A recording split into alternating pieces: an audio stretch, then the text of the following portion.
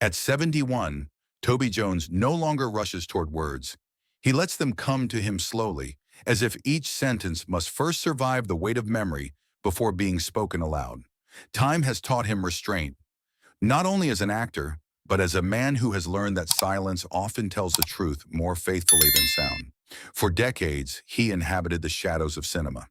He became the face of fragile men, broken minds, quiet cruelty, wounded intelligence. Audiences applauded his precision, his humility, his ability to disappear into others. Yet behind that mastery lived a contradiction few ever noticed. The man who understood human pain better than most had never fully escaped his own. Tonight is not a celebration. It is not a farewell. It is a pause. At 71, Toby Jones looks back, not at his career, but at the invisible moments that shaped it. The closed doors, the conversations that ended too soon, the trust that was offered, then withdrawn without explanation. He does not accuse. He does not dramatize. He simply acknowledges what time has carved into him. 5 people, not villains, not monsters. Just human beings whose actions left marks that never faded. At 71, Toby Jones finally allows himself to say what had remained unspoken for years. Some scars do not heal, they settle. Long before the stage lights and film sets, Toby Jones learned the discipline of quiet survival. Born in London in 1966, the son of actor Freddie Jones, he grew up surrounded by voices, scripts, and expectations that were never spoken aloud. The house was filled with talent, but also with absence. A father often away, a mother holding the center together, a boy watching and listening more than he spoke. He was small, observant, easily overlooked. At school, he discovered early that attention could wound as easily as it could reward. Praise felt conditional. Silence felt safer. He learned to retreat inward, to read faces, to measure moods. It was not fear that shaped him, but caution, the instinct to protect what was fragile before it could be broken. There were moments that stayed with him. The first time he realized he was compared, not simply loved. The first disappointment that was explained away as preparation. The first apology that never came. None of these moments were dramatic. That was their power. They taught him that pain does not always announce itself. Sometimes it arrives politely, then refuses to leave. Acting later became both refuge and mirror. On stage, he could speak without being interrupted. In character, he could feel without being corrected. Yet even there, the old lesson remained. Trust carefully, give slowly, and keep a part of yourself untouched. From those early years grew a man capable of empathy and a heart trained to remember every small betrayal and lasting silence. The ascent did not arrive with noise. It arrived quietly, almost cautiously, as if success itself were unsure whether Toby Jones truly wanted it. While others chased visibility, he chose precision. While some sought grandeur, he pursued depth. Casting directors noticed not his ambition, but his reliability. The rare ability to disappear completely and leave only truth behind. Theater came first. Long rehearsals, dim stages, the intimacy of breath shared with an audience sitting only a few feet away. There Toby learned control, how to hold a silence longer than comfort allowed, how to let a gesture speak louder than dialogue. Critics began to write his name with admiration, then with expectation. Film followed, slowly at first, then insistently. Roles accumulated, not as trophies but as responsibilities. By the early 2000s, he was everywhere, yet never overwhelming. He embodied damaged intellects, conflicted souls, men fractured by their own thoughts. Each performance deepened his reputation, not a star, but an anchor. Someone directors trusted when stories needed gravity. Awards arrived, nominations followed, and still he remained on the margins of celebrity, untouched by its hunger.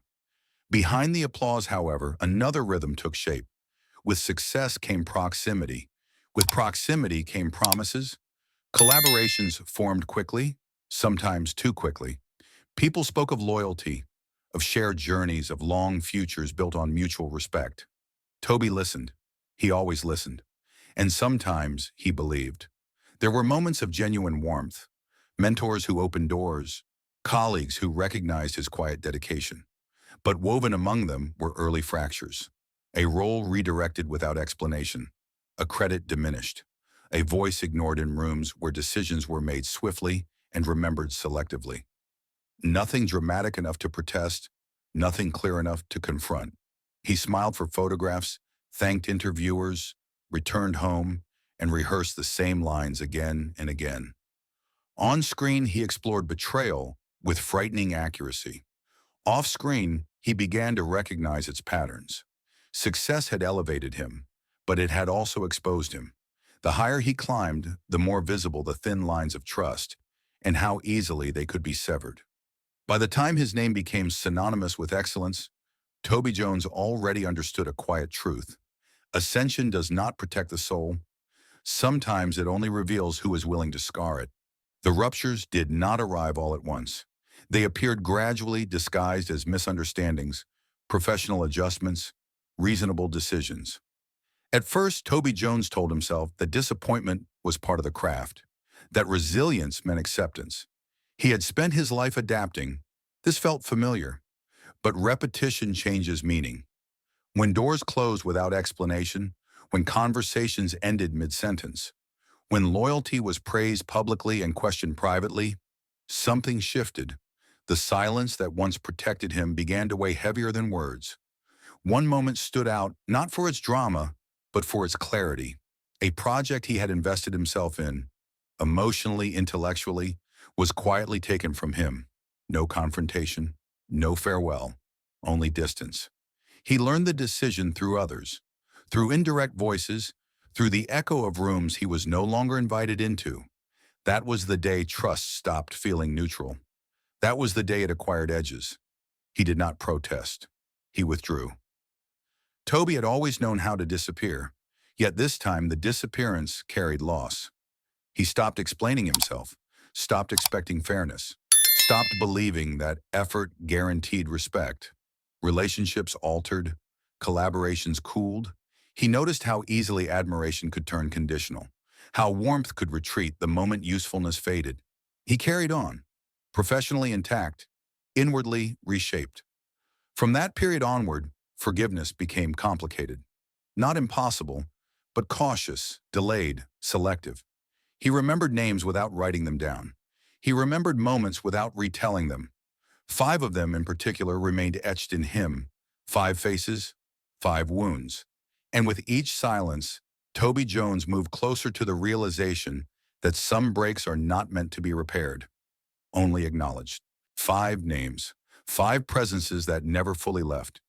Even when the years passed and the roles changed, Toby Jones never wrote them down. He did not need to.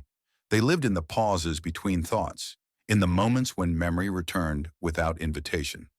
The first was someone he once trusted instinctively, a collaborator who spoke the language of loyalty fluently, who promised shared ground and mutual respect. In the early days, their connection felt rare. 2 minds aligned, 2 paths briefly merged. But when opportunity appeared, that alignment shifted.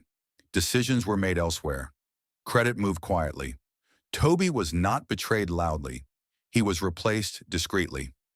It was not the loss of a role that hurt most, but the ease with which presence turned into absence. From that moment, he learned how softly betrayal could walk. The second was more unexpected. A peer admired and admired in return. They stood beside each other, equals in effort if not in visibility. Yet when pressure mounted, when comparison crept in, admiration gave way to distance. Words became guarded. Support became conditional. Toby sensed the fracture before it was confirmed. The realization came later when he understood that some people do not resent failure. They resent quiet endurance. This wound surprised him, not because it was deep, but because it was unnecessary. The third cut closer, where defenses are weakest. Family does not always wound deliberately. Sometimes it wounds by misunderstanding what silence means. Expectations collided with temperament. Absence was interpreted as indifference. Dedication mistaken for withdrawal. There were conversations postponed too long, assumptions left unchallenged. No single act defined the damage. It accumulated. Love remained, but it carried weight. This was the scar that taught him that forgiveness within family is the hardest, because it demands confronting oneself as much as the other. The fourth was not a person in the traditional sense, but a collective force. An industry that praises humility yet rewards visibility, that applauds depth but prioritizes noise.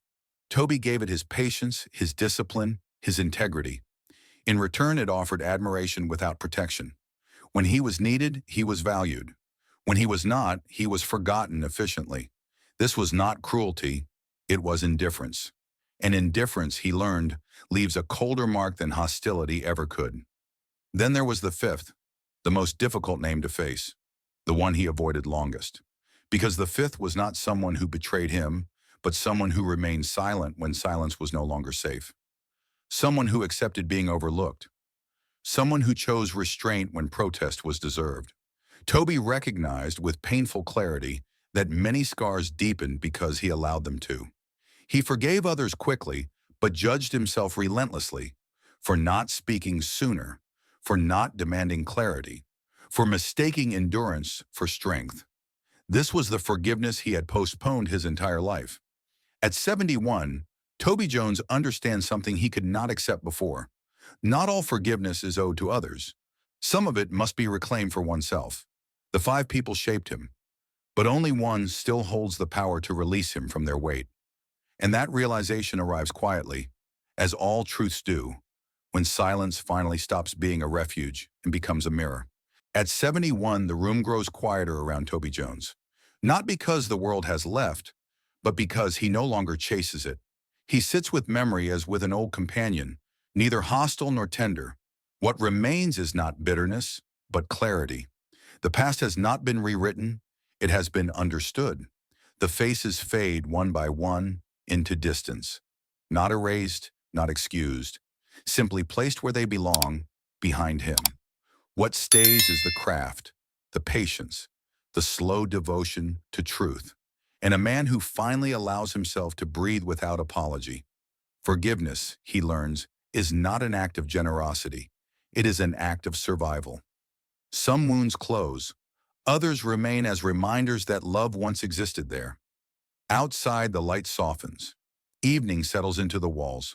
The silence no longer accuses. It listens. At 71, Toby Jones does not ask to be absolved. He asks only to remain honest with what shaped him. In that acceptance, time loosens its grip, and the future opens softly, without demands, without performances, without fear, at last now. Can a life be complete without forgiving everyone?